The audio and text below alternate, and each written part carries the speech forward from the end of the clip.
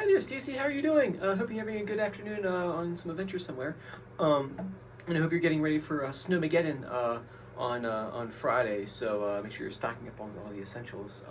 Cool. Got your message. Pulled up the video over here. Had a chance to look at it. Kind of go over nothing too crazy. Some things, some technical things to talk about, but I think we're okay with this one. So I'll go through just like phrase by phrase. I have it all written out over here. I'm gonna send it over to you after the lesson, or after I finish filming this lesson.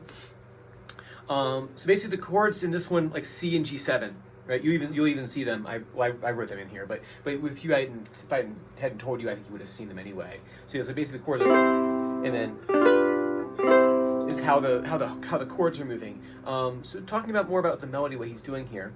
First thing, I've marked out 3 different phrases here, and there's a reason why I did only 3 today, because the 4th one I have some preparation exercises I want you to do to prepare you for playing those parts.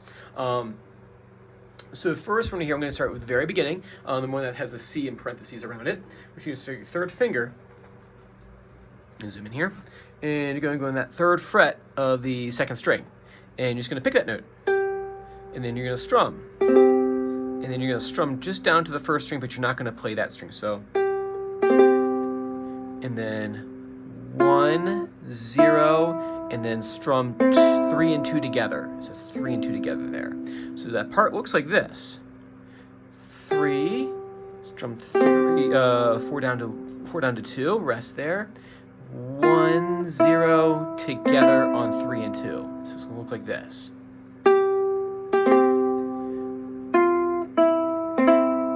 That's the first little fragment right there. A little more up to speed.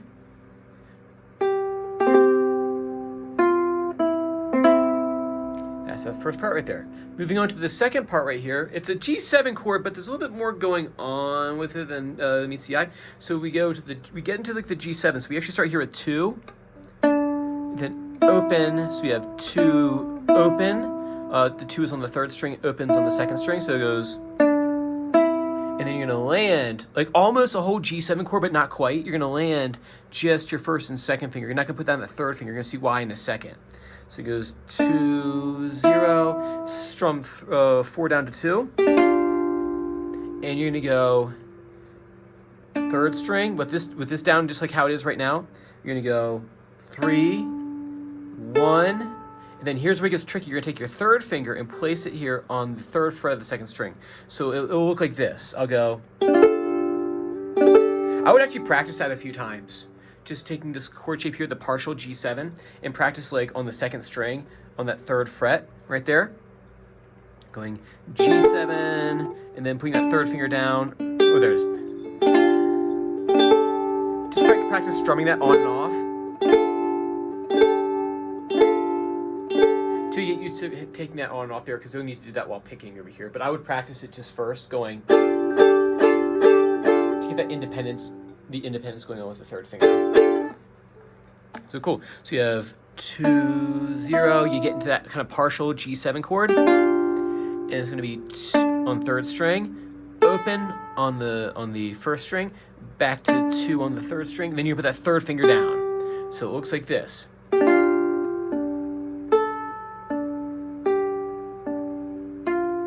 So you're always coming back to that 3rd string. So if you're hitting that right there, so it goes 2,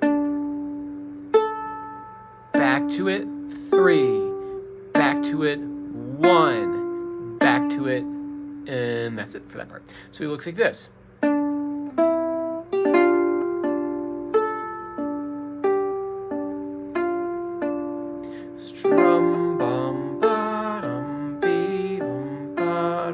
Like I said, I would just isolate that right there, and like maybe one evening, just get used to doing that. Sometimes when I'm working on a difficult right hand pattern, I'll actually just like take the notes away. I literally won't play the left hand. I'll literally play just like this. Like I'll like if I were you, that's what I would do, is go. So I'm going in string 3, string 3, string 1, string 3, string 2. Just get used to that back and forth. And then once I did that, I would practice putting the left hand into it as well. So you have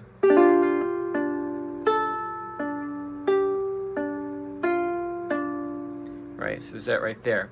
Next phrase, the next part you have here is on the second line. This one's a little bit more manageable. This is just literally like a C chord, but you're gonna put your third finger on the second string.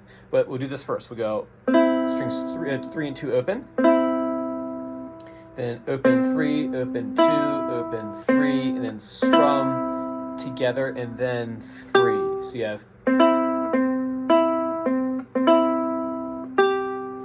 So together, bum, ba, bum, strum, together, and then the 3 right there. So all together we have this so far.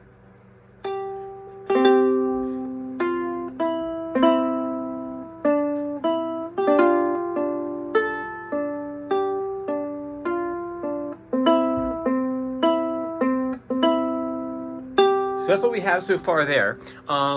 And work at it in those individual phrases before trying the whole thing together. It'll save you a headache, especially for that second one, because you do have to jump around a little bit. Cool. So then the next thing you want to look at. So whenever I'm teaching like the younger ones, I always try to come up with, like, I know, like, say, like, in, like, 3 songs that they have, like, there's, like, a difficult thing they do with, like, their pinky. So, like, way before they even get to it, I like to do a preparation exercise to prepare their hand for the act of doing what I want them to do later on. I even do it with, like, older students, really. Say someone's working, like, on a solo lick or something, and I know, like, in a couple weeks we're going to get to it. I'll give them an exercise, like, right off the bat that will address that issue. So that way when they get to it, it's not as bad, and they can focus more on making music rather than trying to, like, just muscle through something. Back when I would teach, like, say, like, oh, be a good example, like, say, like, Star Wars, right? Okay, so I would get, like, the kid who, like, wanted to play the theme song or whatever, and they see my shirt and go, okay, that's he's into that sort of thing. But, like, they wouldn't have, like, the dexterity to actually play it, but they wanted to play that theme so bad, and I would go, okay, I'll just go ahead and give it to them. And oh my God, it would take months, like, literal months of them struggling to even make it sound like remotely like the tune. And then they would give up and quit, and then I was like, okay, back to square one. What I found afterwards is that if I give them a prep, say if I go, okay, I know you want to play the theme to Harry Potter, but you got to work on these strengthening drills.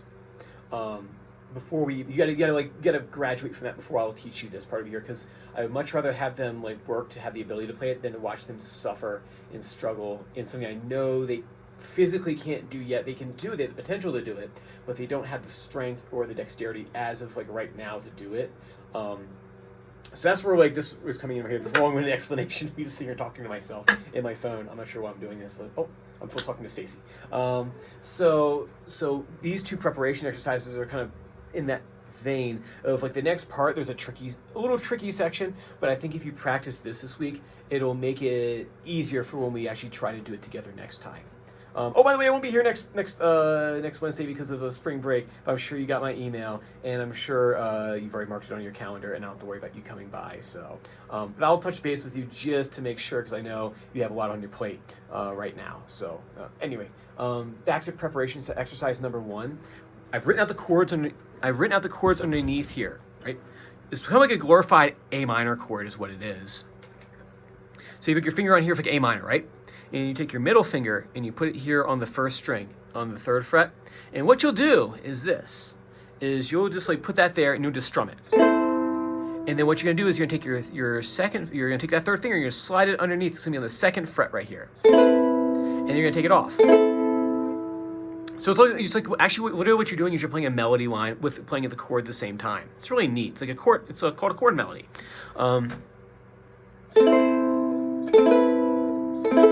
So you want to practice is doing that, right? Because later in the other song, I think he is something like that effect. I think I jazzed it up a little bit, but that's kind of what was happening. But I want you to practice just doing that, so that way when we go to pick it next time, you'll have this down, and then we'll work on the right hand by itself, and then we'll stick them together like that. Cool. There's preparation number 1. Preparation number 2 is based off of a D chord, and I've written it here even though I know you know a D chord, but I wrote it for you anyway, because I do. And we're going here on 2nd fret, right, with fingers 1, 2, 3, right, and you're just gonna play a D chord. That's all I want you to do. Take this 3rd finger right here, right, and you reach out here on the 3rd fret. So I'm going to the same exact string. We're on string 2 right here, okay? And then we reach out and we grab that 3rd fret there. So one more time. Here we go.